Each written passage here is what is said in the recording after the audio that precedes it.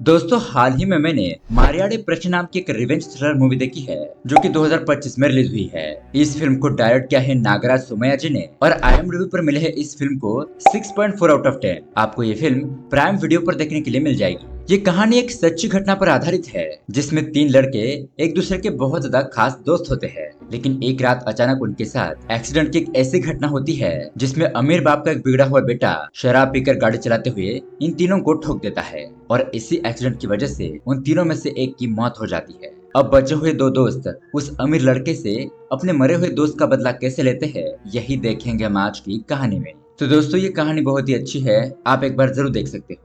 Ending का climax भी बढ़िया है, इसलिए दोस्तों वीडियो को एंड तक जरूर देखिएगा। और दोस्तों अगर आप हमारे चैनल पर नए आए हो तो वीडियो को लाइक और चैनल को सब्सक्राइब जरूर कीजिए। चलिए शुरू करते हैं आज की कहानी। कहानी की शुरुआत में हम रात के वक्त दो लड़कों को एक पोस्टर बिगाड़ता हुआ देखते हैं। दो लड़के उस पोस्टर पर कालिक पोत रहे थे और तभी वहाँ पर सूर्या नाम का एक लड़का आता है। उन लोगों को पोस्टर बिगाड़ने से मना करता है और उन्हें मारने पीटने लगता है। अब उसके अगली सुबह हम देखते हैं कि यहाँ MLA सूर्या को कहता है, तुमने अपना क्या हुलिया बना कर रखा है। सूर्या कहता है कि कल रात कुछ लोग आपका पोस्ट खराब कर रहे थे, इसलिए मेरी थोड़ी उनके साथ बहस हो गई।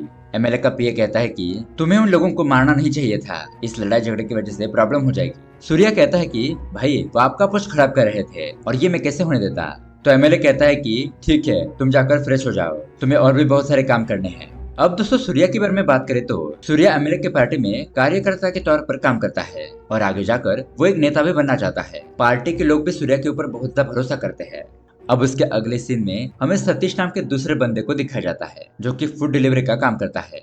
वो सूर्या को कॉल करता है और उसे मिलने के लिए बुलाता है। उसके बाद हम देखते हैं तीसरे कैरेक्टर को जिसका नाम है मंजू, जो कि कैब ड्राइवर का काम करता है। मंजू को कुछ पैसों की जरूरत थी, लेकिन उसका मालिक कहता है कि आज जो भी कमाई हुई है वो सारे पैसे दे दो, ये कोई तुम्हारी कार नहीं है, इसलिए अगर ज्यादा पैसा कमाना चाहते हो तो खुद की कार ले लो और ड्राइविंग का काम करो। अब ये सारी बातें सुनने के बाद मंजू को बहुत ज्यादा दुख होता है क्योंकि उसके हालात ऐसे नहीं थे कि वो कोई कार खरीद ले। अब रात हो जाने के बाद ये तीनों दोस्त एक चाय की टपरी पर आते हैं और यहाँ बातचीत करते हुए सतीश और मंजू को थोड़े पैसों की जरूरत थी तो सूर्या उन्हें पैसे देकर उनकी मदद करता है।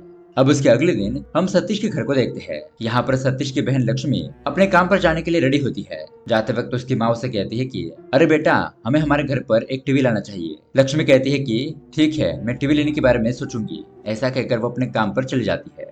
फिर हमें पता चलता है कि लक्ष्मी के पिताजी थोड़ा बीमार होते हैं, मतलब कि उन्हें भूलने की बीमारी थी, लेकिन यहाँ पर उनका पूरा परिवार उनकी बहुत ही अच्छी तरीके से देखभाल करता है। उसके बाद हम सतीश को देखते हैं, वो भी तैयार होकर अपने माता पिता से आशीर्वाद लेकर डिलीवरी का काम करने के लिए निकल पड़ता है। अब उसके बाद दोस्तों हमें इन सभी लोगों के स्ट्रगल के बारे में दिखाया जाता है। ये तीनों दोस्त कैसे अपने अपने लाइफ में पैसे कमाने के लिए काम कर रहे हैं। सूर्या MLA का प्रचार कर रहा होता है क्योंकि कुछ ही महीनों में इलेक्शन आने वाले थे। वो वहाँ पर लोगों की मदद भी करता है। फिर मंजू कैब चलाकर और सतीश फूड डिलीवरी करके ये लोग मेहनत करते हुए पैसे कमा रहे होते हैं। अब उसके बाद हमें पता चलता है कि लक्ष्मी और मंजू ये दोनों एक दूसरे से प्यार करते हैं। लक्ष्मी मंजू के कैब में आकर बैठती है तो मंजू उसे OTP पूछता है। लक्ष्मी प्यार से कहती है कि I love you life time password. ये बात सुनकर मंजू बहुत ज्यादा खुश हो जाता है। फिर लक्ष्मी मंजू से पूछती है कि क्या तुमने कार को देख लिया। मंजू कहता है कि हाँ कार को मैंने देख लिया है और उसे खरीदने के लिए मैं पैसे जमा कर रहा हूँ। लक्ष्मी कहती है कि ठीक है डाउन पेमेंट के लिए मैं भी तुम्हें कुछ पैसे दूंगी, मैं भी तुम्हें थोड़ी बहुत मदद करना चाहती हूँ। अब मंजू लक्ष्मी को प्यार से शहर के एक बहुत बड़े मॉल के पास छोड़कर चला जाता है क्योंकि दोस्तों लक्ष्मी इस मॉल में सेल्स गर्ल का काम करती है। यहाँ इस तरफ सतीश फूड डिलीवरी देने के लिए एक बिल्डिंग के नीचे आता है, लेकिन वहाँ पर उसकी मुलाकात उसके एक पुराने दोस्त से हो जाती है जो कि यहाँ पर वर्क फ्रॉम होम कर रहा था। अब उसके बाद रात को सूर्या और सतीश ये दोनों एक बार में बैठकर कुछ बातचीत कर रहे होते हैं। सतीश सूर्या से कहता है कि तुम ये जो पॉलिटिक्स का काम कर रहे हो ना उसमें बहुत ज्यादा पैसा लगेगा ना। सूर्या कहता है कि हाँ पैसा तो लगेगा, मैं आगे आने वाले कॉर्पोरेट के इलेक्शन में खड़ा होना चाहता हूँ, देखते हैं आगे क्या होता है। अब उसके अगले दिन हम लक्ष्मी को देखते हैं। उसे अपने मॉल में एक ड्रेस पसंद आ जाती है, इसीलिए वो उसे ट्राई करके उसके फोटो खींचकर अपने बॉयफ्रेंड को भेज देती है, मतलब कि मंजू को, और पूछती है कि मैं इन कपड़ों में कैसी लग रही हूँ। लेकिन दोस्तों अब ये बात उसके मैनेजर को पता चल जाती है और उसका मैनेजर इस काम की वजह से उसे बहुत ज्यादा डांटता है। कहता है कि तुम कोई कस्टमर नहीं हो जो इन कपड़ों को ट्राई कर रही हो, अगर इसे खरीदने की औकात नहीं है तो इसे ट्राई कभी मत करना। आइंदा से मुझे ऐसा कुछ करते हुए दिखाई दी तो मैं तो तुम्हें काम से ही निकाल दूंगा। अब रात को यही बात लक्ष्मी मंजू को बताती है कि इतनी सी बात के लिए मैनेजर ने मुझे सबके सामने डांट दिया। अब मंजू उसे दिलासा देता है और कहता है कि तुम चिंता मत करो, काम करते वक्त ऐसी छोटी मोटी चीजें होती रहती है, तुम इस बात को ज्यादा दिल पर मत लो। और हाँ, सचमुच में तुम उस ड्रेस में बहुत ही सुंदर लग रही थी। अब इसके बाद हम देखते हैं कि ये दोनों एक दूसरे के साथ टाइम स्पेंड करते हैं, घूमने के लिए जाते हैं, मंदिर जाते हैं, थोड़ी बहुत शॉपिंग भी करते हैं। और रात को मंजू लक्ष्मी को उसके घर पर छोड़ने के लिए आता है। यहाँ पर हमें पता चलता है कि मंजू ने उस पीले कलर के ड्रेस को छुप कर खरीद लिया था और वो उसे लक्ष्मी को देखकर वहाँ से चला जाता है। लक्ष्मी उस ड्रेस को देखकर बहुत ज्यादा खुश हो जाती है, मतलब कि ये दोनों एक दूसरे से बहुत ज्यादा प्यार करते थे। अब उसके बाद यहाँ पर सूर्या मंजू को बहुत ज्यादा खुश देखता है। मंजू बताता है कि हमारे रिलेशनशिप को 4 साल हो गए, लेकिन ये 4 साल कैसे बीत गए ये हमें ही नहीं पता। सूर्या कहता है कि तुम दोनों एक दूसरे के लिए परफेक्ट हो, इसलिए तुम्हें जल्दी शादी कर लेनी चाहिए। मंजू कहने लगता है कि फिलहाल मैं सेटल होना चाहता हूँ, मतलब मुझे शादी तो करनी है लेकिन मुझे पैसे कमा कर रखने हैं। मुझे मेरी पत्नी को, बच्चों को एक अच्छी जिंदगी देनी है। एक कैब ड्राइवर बनने के लिए खुद की कार लेनी है, क्योंकि भाड़े की कार चलाकर मुझे ज्यादा कमाई नहीं होती। सूर्या कहता है कि पैसा तो आता जाता रहता है, लेकिन हमें लाइफ के डिसीजन सही समय पर ही लेने चाहिए। अब इतने में यहाँ पर सूर्या को सतीश का कॉल आता है। वो कहता है कि तुम तुरंत ही पुलिस स्टेशन आ जाओ। तो ये लोग पुलिस स्टेशन जाने के लिए निकल पड़ते हैं। यहाँ थाने में हम देखते हैं पुलिस ने फूड डिलीवरी करने वाले कुछ लड़कों को पकड़ लिया था।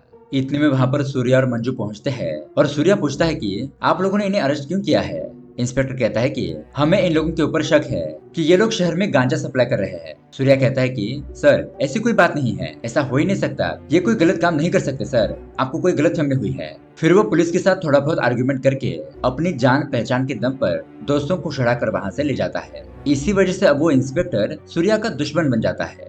अब उसके अगले दिन हम देखते हैं सतीश अपने माँ के साथ पिताजी को हॉस्पिटल में लेकर आता है। चेकअप करने के बाद डॉक्टर उन्हें कुछ दवाई देते हैं और कहते हैं कि सतीश वेल डन, तुम अपने पिताजी का अच्छी तरीके से ख्याल रख रहे हो। अब उसके बाद शाम को चाय की टपरी पर वो इंस्पेक्टर आता है और एक बंदे को चाय देने के लिए कहता है, लेकिन वहाँ पर सूर्या भी बैठा होता है। वो उस लड़के को कहता है कि तुम नीचे बैठो, अगर उसे चाय चाहिए तो वो यहाँ पर आकर ले लेगा। ये बात सुनकर इंस्पेक्टर गुस्से से वहाँ से चला जाता है।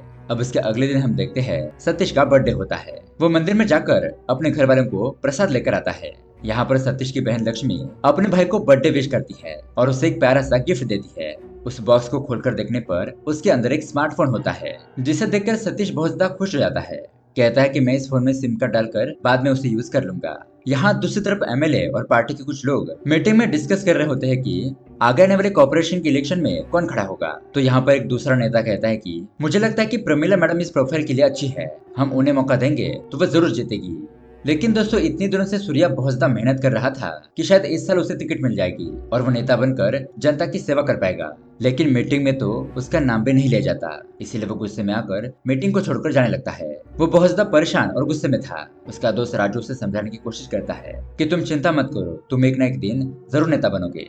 उसके बाद जब ये बात मंजू को पता चलती है तो वो सूर्या को कॉल करके कहता है कि तुम चिंता मत करो, लेकिन उस वक्त सूर्या बहुत ज्यादा गुस्से में था। वो यहाँ पर भड़क जाता है और उल्टा उसे ही सुना देता है। अब दोस्तों आज सतीश का बर्थडे होता है, इसलिए तीनों दोस्त रात को पार्टी करने के लिए एक बार में आते हैं। यहाँ पर हैप्पी बर्थडे विश करने के बाद ये लोग खाना खाते हैं, शराब पीने लगते हैं। तो सतीश सूर्या से कहता है कि तुम चिंता मत करो, तुम्हारा जो मेहनत है वह जरूर काम करेगी, इस साल नहीं तो अगले साल तुम जरूर नेता बनोगे। सूर्या कहता है कि लगता है मुझे बहुत ज्यादा पैसे कमाने होंगे, क्योंकि पैसों के अलावा कुछ नहीं हो सकता। पार्टी ने उस महिला का साथ इसलिए दिया होगा क्योंकि उस महिला के पास पैसे थे, जिससे वो इलेक्शन को जीत सकती थी और उससे पार्टी को फायदा होगा। इसलिए इलेक्शन लड़ने के लिए मुझे भी बहुत सारा पैसा इकट्ठा करना होगा। तो इसके बाद ये लोग और थोड़ी बहुत बातचीत करते हैं और फिर गाड़ी लेकर तीनों अपने घर पर जाने के लिए निकलते हैं। अब यहाँ पर बारिश भी शुरू हो जाती है और सतीश गाड़ी चलाने लगता है, क्योंकि उसने ज्यादा शराब नहीं पी थी और वो होश में रहकर धीरे से अपनी गाड़ी चला रहा होता है। लेकिन दोस्तों तभी अचानक इस बारिश वाली रात में सामने से एक बहुत ही फास्ट कार आती है और इन तीनों को ठोक देती है। ये तीनों ही दोस्त इधर उधर जाकर गिरते हैं, लेकिन इस एक्सीडेंट में बर्थडे बॉय सतीश बहुत ज्यादा जख्मी हो जाता है।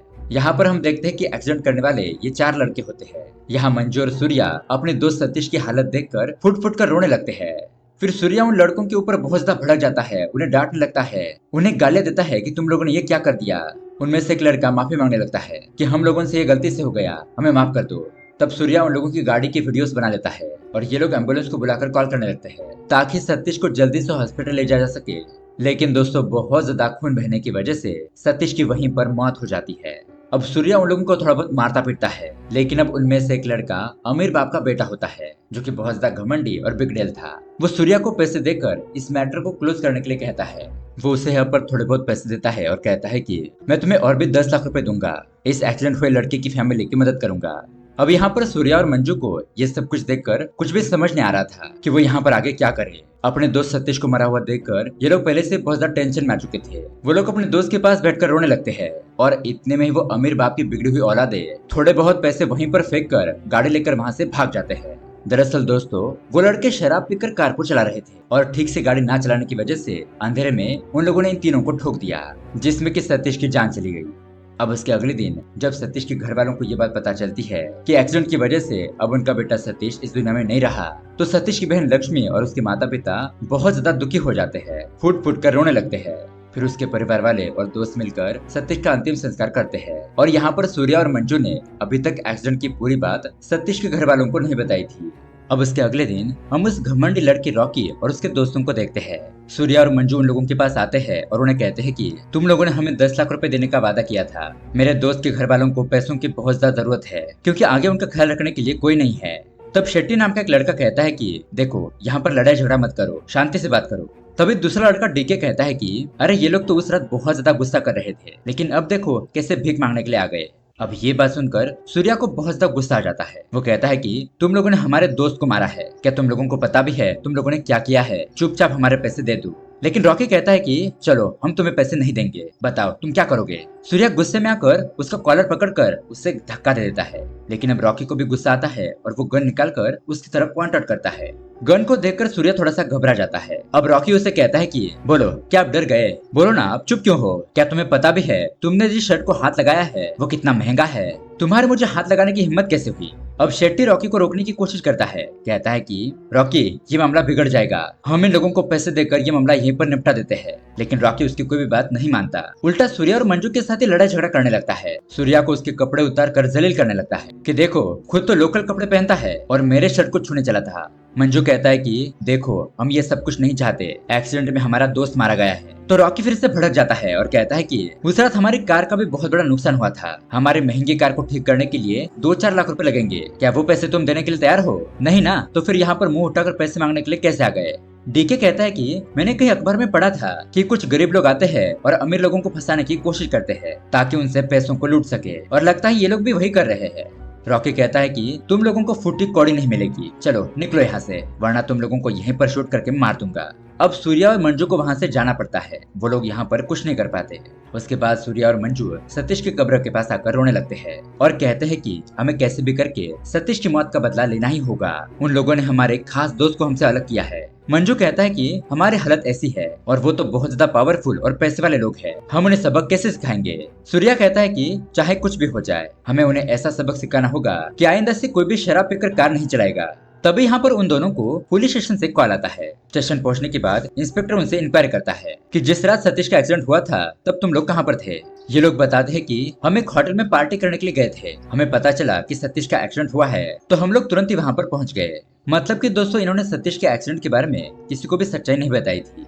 अब यहाँ इंस्पेक्टर को उन दोनों के ऊपर शक हो जाता है, इसलिए वो उन दोनों को जेल के अंदर डालकर बहुत ज्यादा मारता पीटता है और सच्चाई बताने के लिए कहता है, लेकिन ये लोग अपना मुंह नहीं खुलते। अब उसके बाद एमएलए के पीए को जब ये बात पता चलती है तो वो अपने साथ एक वकील को लेकर आता है और सूर्या और मंजू की बेल करवा देता है। सूर्या इंस्पेक्टर से पूछता है कि कंप्लेंट किसने की थी, तो वहाँ पर लक्ष्मी और उसकी माँ आती है। लक्ष्मी कहती है कि कंप्लेंट मैंने की थी। अब जेल के बाहर आने के बाद मंजू लक्ष्मी से बात करने की कोशिश करता है, लेकिन लक्ष्मी से थप्पड़ मारती है और कहती है कि बताओ, तुम लोग हमसे क्या छुपा रहे हो? एक्सीडेंट वाली रात को क्या हुआ था, मैं तुमसे पूछ रही हूँ, बताओ। लेकिन वो दोनों कुछ भी नहीं कहते और वहाँ से चले जाते हैं। अब उसके बाद हम देखते हैं कि सभी लोग बहुत ज्यादा निराश और दुखी रहने लगते हैं। यहाँ लक्ष्मी का भी अपने काम में मन नहीं लग रहा था और वो अपने भाई को याद करके बहुत ज्यादा दुखी हो जाती है। यहाँ सतीश के माता पिता भी अकेले पड़ चुके थे और हर वक्त अपने बेटे को याद करके रोने लगते हैं। यहाँ दूसरी तरफ मंजू और सूर्या की भी हालत कुछ अलग नहीं थी, वो लोग भी सतीश के बिना अपने आप को अकेला महसूस कर रहे थे। उन लोगों को सतीश के साथ बिताए हुए सारे पल याद आते हैं।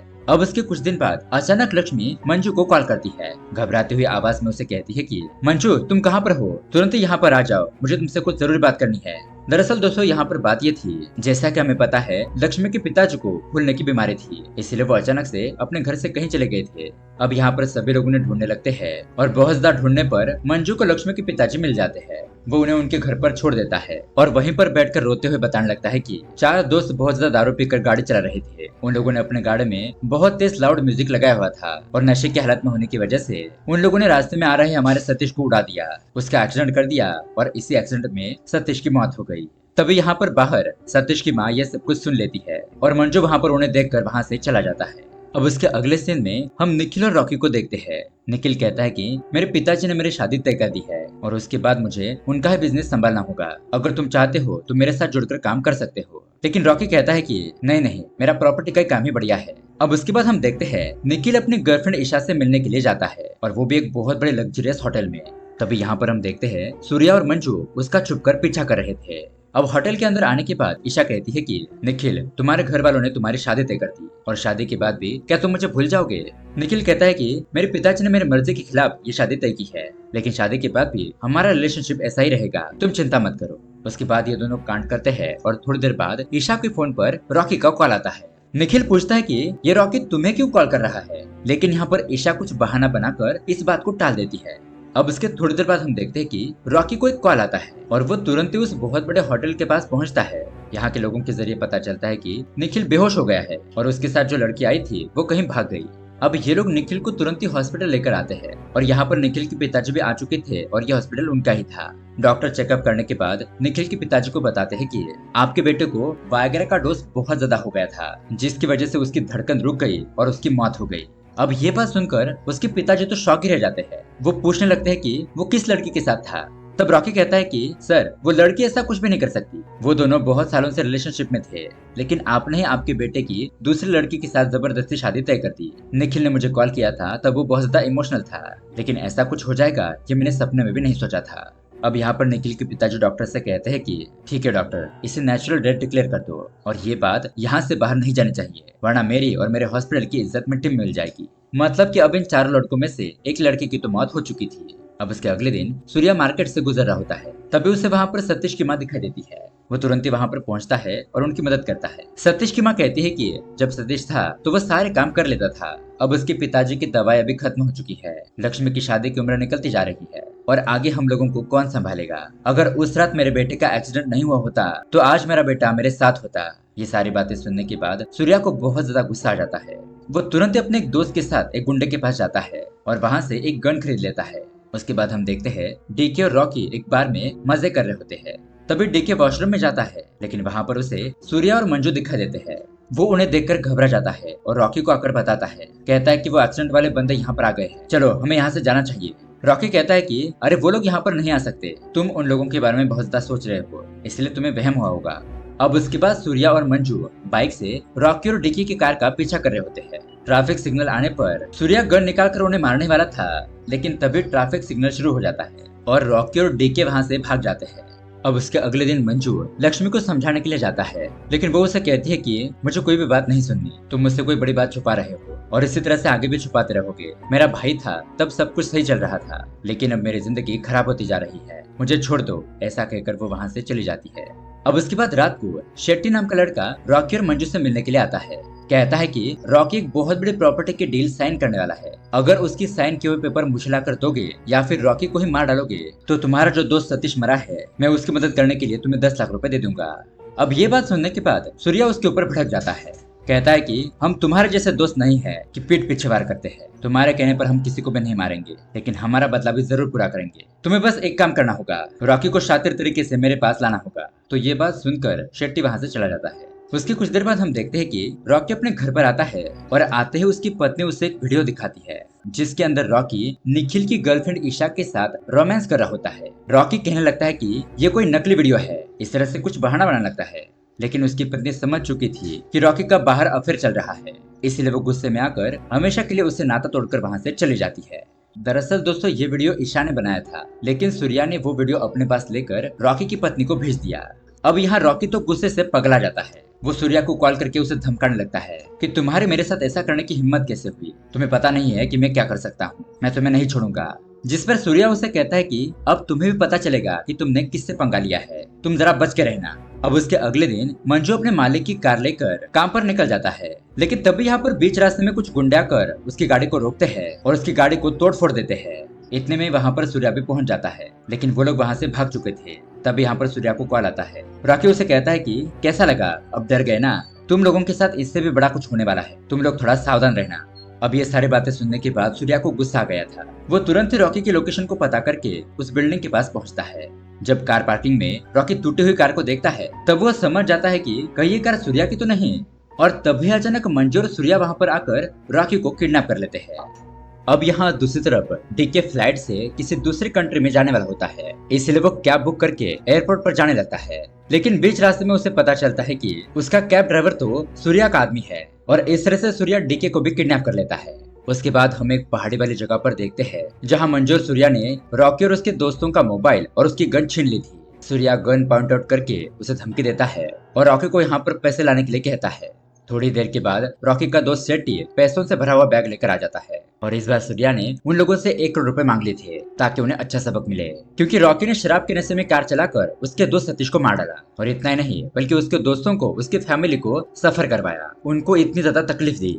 लेकिन दोस्तों तभी अचानक इन लोगों में थोड़ी सी फाइटिंग हो जाती है। रॉकी वहाँ से भागने की कोशिश करता है, लेकिन मंजू सीधा उसे शूट कर देता है और ये सीन यहीं पर कट हो जाता है। अगले सीन में हम देखते हैं कि मंजू का इल्जाम सूर्या ने अपने सर पर ले लिया था और पुलिस सूर्या को पकड़कर पुलिस स्टेशन ले जाती है। यहाँ हॉस्पिटल में हम रॉकी को देखते हैं, जो कि फिलहाल जिंदा था लेकिन कोमा में जा चुका था। अब यहाँ सूर्या ने वो पैसों से भरा हुआ बैग शेट्टी को सतीश के घर पर ले जाने के लिए कहा था। शेट्टी सतीश के माँ को ये सतीश के इंश्योरेंस के पैसे है ऐसा कहकर सारे पैसे देकर वहाँ से चला जाता है। उसके बाद हम लक्ष्मी और मंजू को देखते हैं। ये दोनों एमएलए के पास जाते हैं और उन्हें सारी बात बताते हैं। अब यहाँ पर रॉकी की मौत नहीं हुई थी, बस वो कोमा में जा चुका था, इसलिए एमएलए अपने पावर के दम पर सूर्या को बेल पर छुड़ा लेता है। और कहानी की एंडिंग में हम देखते हैं कि मंजू और लक्ष्मी एक हो जाते हैं और वो अपनी कार भी खरीदते हैं। साथ ही साथ लक्ष्मी के माता पिता का भी ख्याल रखते हुए जिंदगी बिताने लगते हैं।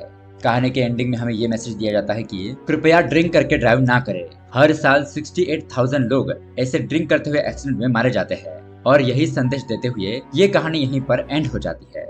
तो दोस्तों ये कहानी आपको कैसी लगी हमें कमेंट करके जरूर बताइएगा। साथ ही ऐसे ही अमेजिंग मूवी देखने के लिए हमारे चैनल को सब्सक्राइब जरूर कीजिए। मिलते हैं अगली वीडियो में। Thanks for watching.